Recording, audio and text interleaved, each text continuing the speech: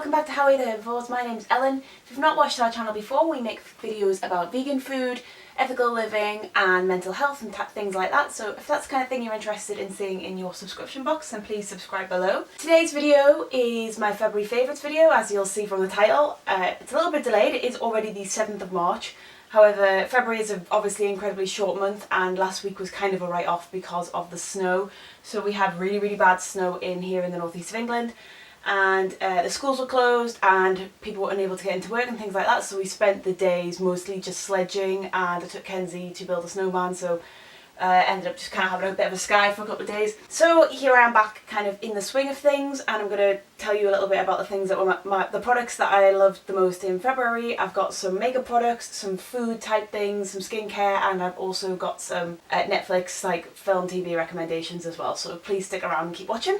Right, I'm going to start off with my food favourite. The first thing that I want to talk about is the Belvita Breakfast Soft Bakes. This is not the sort of thing that I usually buy, to be honest. I definitely don't eat them for breakfast because I tend to eat smoothies and then oats, or maybe like on the weekend we have sausage sandwiches and things like that. But these are really good to take to work or to take to school and things like that, and they are like soft, kind of cakey, biscuity kind of bakes. You get 5 in a packet. They come in like, it's a bit of a wasted packaging, I've got to admit. It's not my favourite thing, which is probably why I don't tend to buy things like this. But it's got this kind of chocolate and hazelnut filling. I'm not sure if all the other flavours are vegan. This flavour is, but I don't know if the other ones are. It's one of those products that's kind of accidentally vegan, if you know what I mean. Chocolate hazelnut flavour filling, which is very similar to Nutella, so they are really nice if you are out and about. When I've been going out for days to into town and things like that, I've been taking one of these in my bag because it just helps with, like, you know, hunger when it strikes. My next favourite is another kind of chocolatey one. I kind of couldn't not go into the bar before I had a chance to talk about it, but it is the Green and Black's Organic Dark Chocolate. It's the Maya Gold flavour.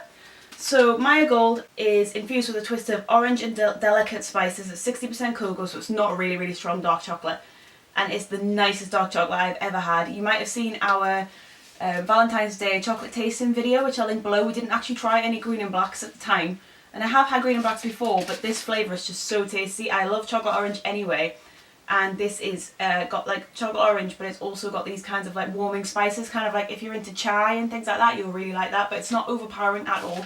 It's really good. You don't need much of it. Like 1 or 2 squares with a cup of tea is like perfect. My next favourite is this mug, World's Best Boss. If you've seen The American Office, I think it's in the UK office as well actually, but if you've seen The American Office, you'll know that Michael Scott has this mug. It's actually branded Dunder Mifflin, which is awesome, and I've just drank peppermint tea out of it as always. And this was a gift from my 2 really close friends, David and Maz, hello if you're watching, for when I left my last job, and it just makes me so happy to see it, and it's like, it's the Michael Scott cup, it's awesome, I love it. Right, the next thing I'm going to talk about is the kind of skincare regime that I've been doing recently. I've talked a little bit about this in previous videos, so my skincare story really starts with, I have particularly kind of combination skin. I suffer with acne, but I do get dry patches. And in January I decided to do a full month without makeup, so I didn't wear any makeup in the month of January. In February I kind of reintroduced it a little bit into my kind of regime, but I was really careful with the products that I used, and I was careful to not pick anything that was not particularly natural and would have anything that would irritate my skin. And also I feel like I finally perfected my skincare regime, which is amazing. So talking on skincare, I do use the rosehip oil every day, which is like a kind of darkish orangish colour oil, and I use that as my kind of, it is a moisturiser essentially, but I do use an additional moisturiser.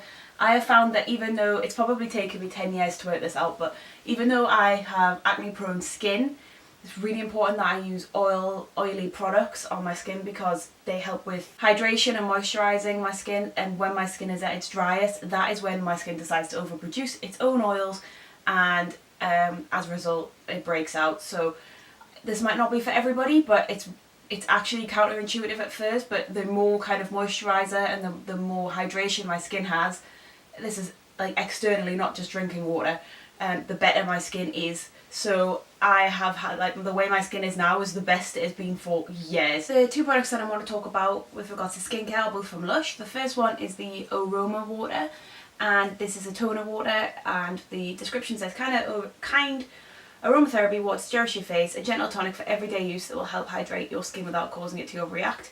The great thing about Lush is that although not all of their products are vegan, they do use honey sometimes, and I think they use eggs as well. I don't know if that's true or not, but it always marks vegan on the packet, so this is vegan. It's really just water with some essential oils in it. It's really, really gentle. The only other toner that I've used from theirs before is the tea tree one, but sometimes tea tree can be quite harsh on my skin, even though, you know, naturally people say tea tree is good to treat spots, but I think a tea tree is a on the spot relief. So if you have one really, really bad kind of infective kind of almost cystic spot, tea tree can work on that in a concentrated way. But I haven't found it to be particularly good all over my face because I do have dry patches, as I mentioned. So this just smells like, it's quite lavendery and kind of a bit citrusy, I guess, as well. And I've been cleansing my face.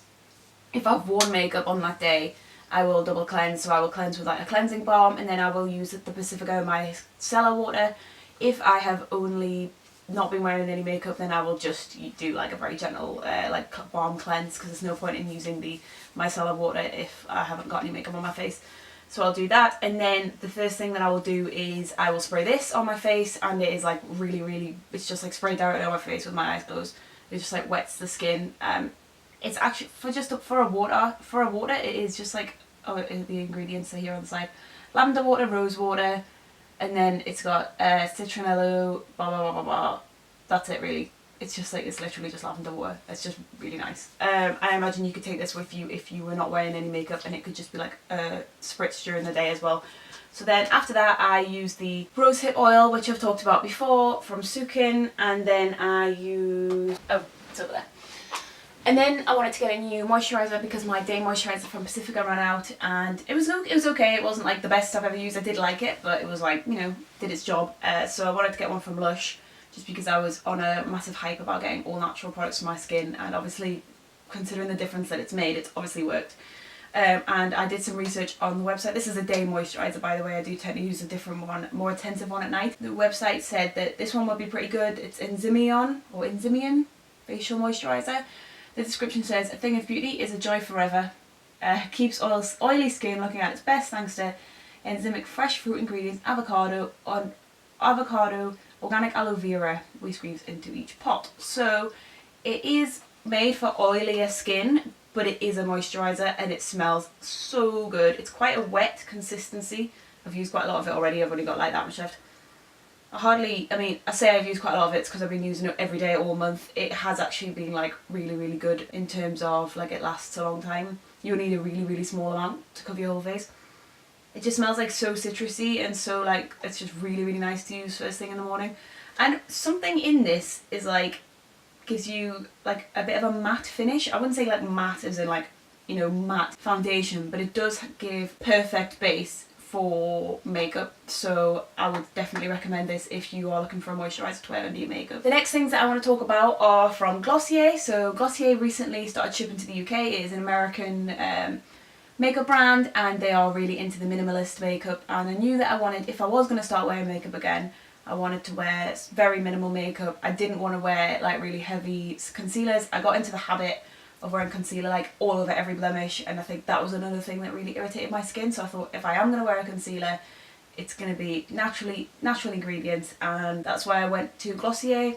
Glossier are cruelty free, but they're a little bit shady about what's vegan and what's not, and I bought the concealer and I didn't realise until I got it that it says it has beeswax in it, but I'm pretty sure it's synthetic beeswax from what I've read online, but I can't guarantee that. So if anyone knows anything about Glossier's ingredients, then please let me know. The two things that I got were the Perfecting Skin Tint, which is this like tiny little bottle. It is like a really, really light consistency. It is like, I mean, it's like water with like, as if you can see this, I'm going to try and do like an example on my hand, but it's like, it's literally like water, and then when you rub it in, it kind of just like gives a very, very subtle tint. So it's another layer of moisturisation for your face, which I think is fantastic.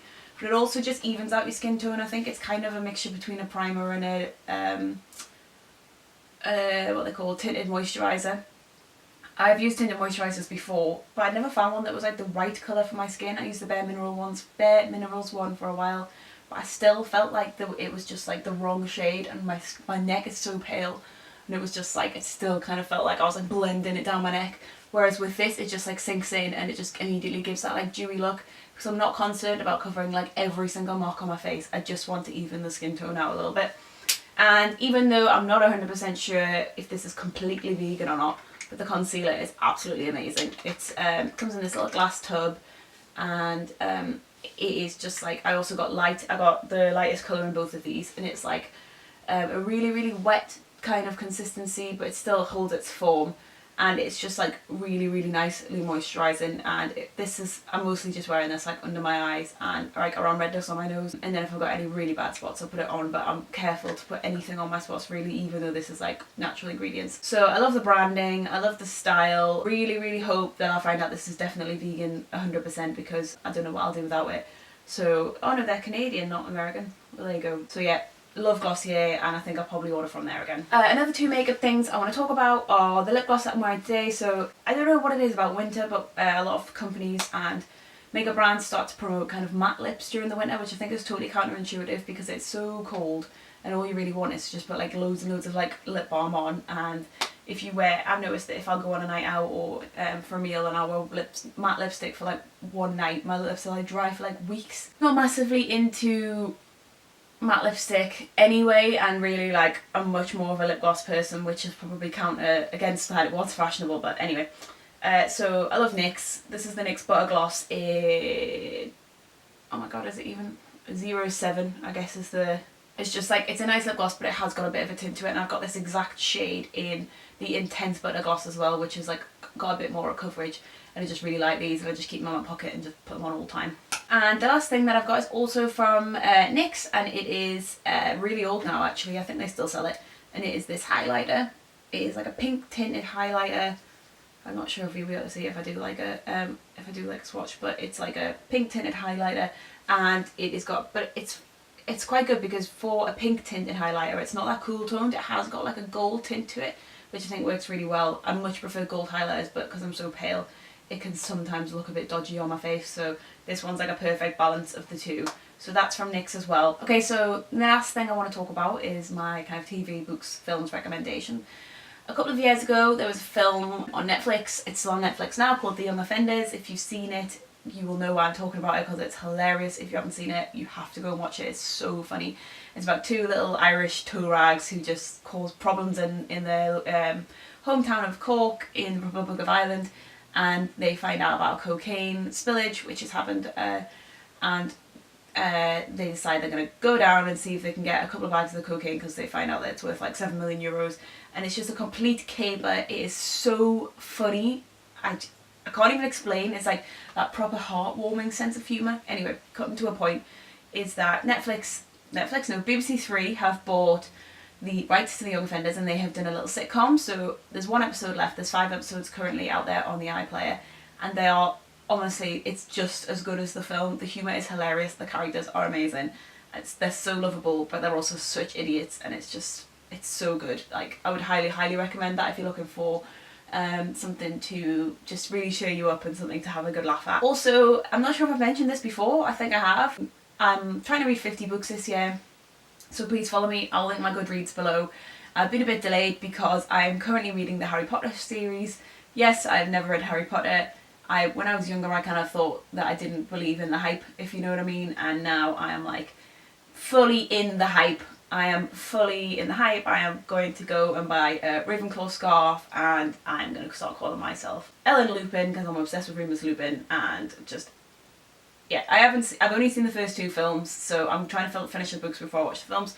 I'm currently just over halfway through Order of the Phoenix. It's just so good. Like, I don't even know I don't know what to say. So yeah, Harry Potter, Order of the Phoenix is in my favourites this month. Hopefully next month I'll make a little bit more progress, and we'll have moved on to Deathly Hallows and Half-Blood Prince. The other thing that I wanted to mention was Ladybird, which you will know that I loved because my most recent video before this one was 17 things that I would tell my 17-year-old self, which was inspired by Ladybird. So Ladybird is a new film that's just come out, and I went to see it at the Tyneside Cinema, and it was just like, it's so good. Like, Saoirse Ronan is the main character. You'll know her from the likes of Atonement and things like that. She's incredible. She's in her early 20s and she's been nominated like 3 or 4 times for the Academy Awards. It's just ridiculous.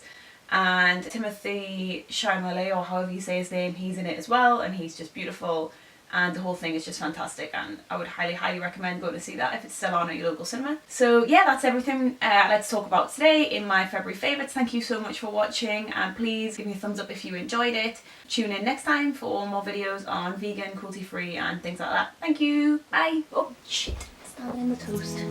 Ah.